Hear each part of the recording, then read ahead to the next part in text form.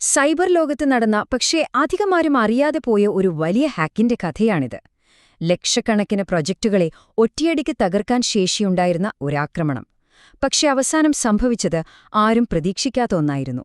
അതിന്റെ ഉള്ളറകളിലേക്ക് നമുക്കൊന്ന് പോയി നോക്കാം. സംഭവം എത്രത്തോളം വലുതായിരുന്നുവെന്ന് മനസ്സിലാക്കാൻ ഈയൊരു വാചകം മാത്രം മതി.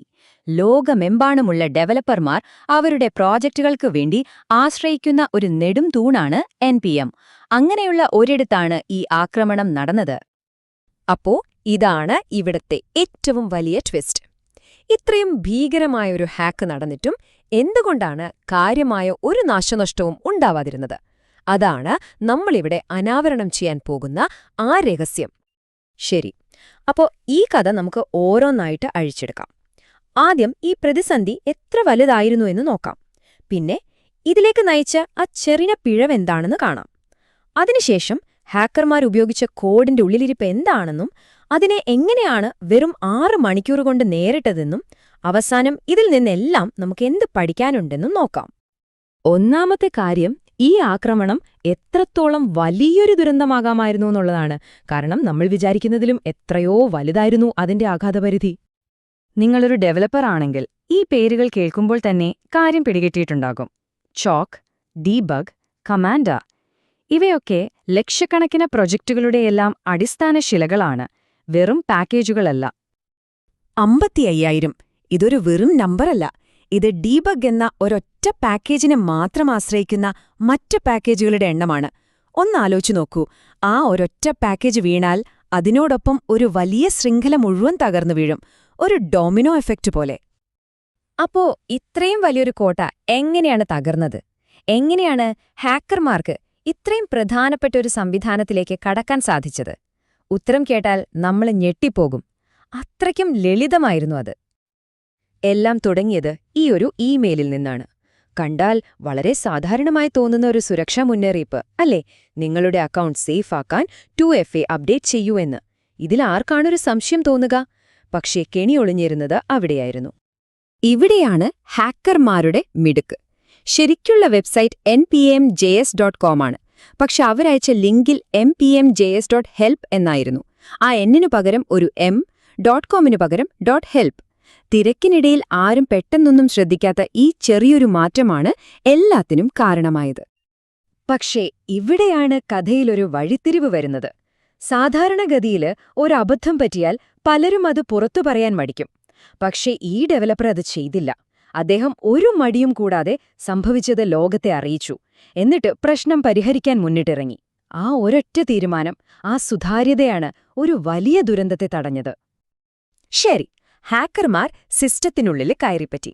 ഇനി അവരുപയോഗിച്ച ആയുധമെന്താണെന്ന് നമുക്ക് നോക്കാം. ആ കോഡിനുള്ളിൽ എന്താണ് അവർ ഒളിപ്പിച്ചു വെച്ചിരുന്നത്? അവരുപയോഗിച്ചൊരു പ്രധാന തന്ത്രമാണ് ഒഫസ്കേഷൻ. അതായത് കോഡിനെ ആർക്കും വായിച്ചാൽ മനസ്സിലാവാത്ത ഒരു രൂപത്തിലേക്ക് മാറ്റുക, ഒരുതരം കൺഫ്യൂഷൻ ഉണ്ടാക്കുക. ഈ മാൽവെയർ മുഴുവനും അങ്ങനെയൊരു ഒറ്റവരി കോഡിന്റെ ഉള്ളിലാണ് ഒളിപ്പിച്ചു വെച്ചിരുന്നത്. അവരുടെ പ്രധാന പ്രവർത്തന രീതിക്ക് പറയുന്ന പേരാണ് ഹുക്കിംഗ്. ഇതൊരു ചൂണ്ടയിടുന്നത് പോലെയാണ്. സിസ്റ്റം ഒരു ശരിയായ കാര്യം ചെയ്യാൻ പോകുമ്പോൾ ഈ മാൽവെയർ അതിനിടയിൽ കയറി അതിനെ തടസ്സപ്പെടുത്തി ഒരു തെറ്റായ കാര്യം ചെയ്യിപ്പിക്കും. അങ്ങനെയാണ് വിവരങ്ങൾ ചോർത്തുന്നത്. ഈ മാൽവെയർ യഥാർത്ഥത്തിൽ എന്താണ് ചെയ്തതെന്നറിയാമോ? ഒന്ന് ചിന്തിച്ചു നോക്കൂ. നിങ്ങൾ നിങ്ങളുടെ സുഹൃത്തിനെക്കുറിച്ച് ക്രിപ്റ്റോ അഴിക്കാൻ പോവുകയാണ്. നിങ്ങൾ വാലറ്റ് അഡ്രസ് കോപ്പി പേസ്റ്റ് ചെയ്യുമ്പോൾ ഈ മാൽവെയർ അത് രഹസ്യമായി നിരീക്ഷിക്കും. എന്നിട്ട് നിങ്ങൾ അറിയാതെ തന്നെ ആ അഡ്രസ്സ് മാറ്റി ഹാക്കറുടെ അഡ്രസ്സ് അവിടെ ചേർക്കും. പണം നിങ്ങളുടെ സുഹൃത്തിന് പകരം ഹാക്കറുടെ അക്കൗണ്ടിലേക്ക് പോകും. എന്തൊരു തന്ത്രപരമായ മോഷണം! ഇനിയാണ് ഈ കഥയിലെ ഏറ്റവും ത്രില്ലിംഗ് ആയ ഭാഗം. ഇത്രയും വലിയൊരു ഭീഷണിയെ ഓപ്പൺ സോഴ്സ് സമൂഹം എങ്ങനെയാണ് ഇത്ര പെട്ടെന്ന് നേരിട്ടത്? അതൊരു സിനിമയെ വെല്ലുന്ന പോരാട്ടമാണ്. ഇതാണ് ശരിക്കും അത്ഭുതം. വൈകുന്നേരം 5:35 പ്രശ്നം റിപ്പോർട്ട് ചെയ്യുന്നു. രാത്രി 11:48 ആകുമ്പോഴേക്കും, അതായത് വെറും 6 മണിക്കൂർ കൊണ്ട് ബാധിക്കപ്പെട്ട എല്ലാ പാക്കേജുകളും കണ്ടെത്തി, വൃത്തിയാക്കി, സുരക്ഷിതമാക്കി. സമയത്തിനെതിരെയുള്ള ഒരു ഓട്ടപ്പന്തയത്തിൽ ആ സമൂഹം വിജയിച്ചു. പക്ഷേ എങ്ങനെയാണ് ഇത്രയും വലിയൊരു അപകടം ഒഴിവായത്? ഭാഗ്യം എന്ന് വേണമെങ്കിൽ പറയാം. NPMലെ അപ്ഡേറ്റുകൾ ഓട്ടോമാറ്റിക് അല്ല. അതായത് ഒരു പുതിയ വേർഷൻ വന്നാൽ അത് തനിയെ ഇൻസ്റ്റാൾ ആകില്ല. ഈ ചെറിയൊരു കാലതാമസം കാരണം ഹാക്ക് ചെയ്യപ്പെട്ട വേർഷൻ വ്യാപകമായി ഉപയോഗിക്കുന്നതിന് മുൻപേ തന്നെ പ്രശ്നം പരിഹരിക്കാൻ കഴിഞ്ഞു. അതായിരുന്നു രക്ഷ. ഓക്കേ, അപ്പൊ ഈ സംഭവം എല്ലാം കഴിഞ്ഞു. ഇതിൽ നിന്ന് നമുക്കെന്താണ് പഠിക്കാനുള്ളത്?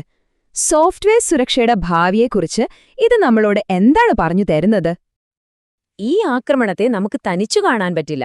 ഓർമ്മയിലെ കുറച്ചു കാലം മുൻപ് നടന്ന XZUtil സംഭവം. അവിടെ വർഷങ്ങൾ നീണ്ട സോഷ്യൽ എഞ്ചിനീയറിംഗ് ആയിരുന്നു തന്ത്രമെങ്കിൽ ഇവിടെ മിന്നൽ വേഗത്തിലുള്ള ഫിഷിംഗ് ആയിരുന്നു. വഴികൾ പലതാണെങ്കിലും ലക്ഷ്യമൊന്നു തന്നെ: വിതരണ ശൃംഖലയിലെ വിശ്വസ്തരായ ആളുകളെ ചൂഷണം ചെയ്യുക. അപ്പോ നമ്മൾ സാധാരണക്കാർക്ക് എന്തു ചെയ്യാൻ പറ്റും? 3 കാര്യങ്ങൾ. 1. 2 ഫാക്ടർ ഒതന്റിക്കേഷൻ അഥവാ 2FA നിർബന്ധമായും ഉപയോഗിക്കുക. 2. സോഫ്റ്റ്വെയറുകൾ എപ്പോഴും അപ്ഡേറ്റ് ചെയ്തു വെക്കുക. 3-മത്തേതും ഏറ്റവും പ്രധാനപ്പെട്ടതും, ഒരു ലിങ്കിൽ ക്ലിക്ക് ചെയ്യുന്നതിനു മുൻപ് 1 നിമിഷം ആലോചിക്കുക. ആ 1 നിമിഷത്തെ ആലോചന നിങ്ങളെ വലിയൊരു അപകടത്തിൽ നിന്ന് രക്ഷിച്ചേക്കാം. അവസാനമായി നമുക്ക് സ്വയം ചോദിക്കാവുന്നൊരു ചോദ്യം ഇതാണ്: പുതിയ ടെക്നോളജികൾ വരുമ്പോൾ പുതിയ ഭീഷണികളും വരും. എന്നാൽ ഈ സംഭവത്തിൽ നമ്മൾ കണ്ടതുപോലെ സാങ്കേതിക വിദ്യയേക്കാൾ വലിയ പ്രതിരോധം തീർക്കുന്നത് സുതാര്യതയും ഒരുമയും പരസ്പര വിശ്വാസവുമുള്ള ഒരു സമൂഹത്തിനാണ്. നമ്മുടെ ഏറ്റവും വലിയ ശക്തി അതുതന്നെയല്ലേ?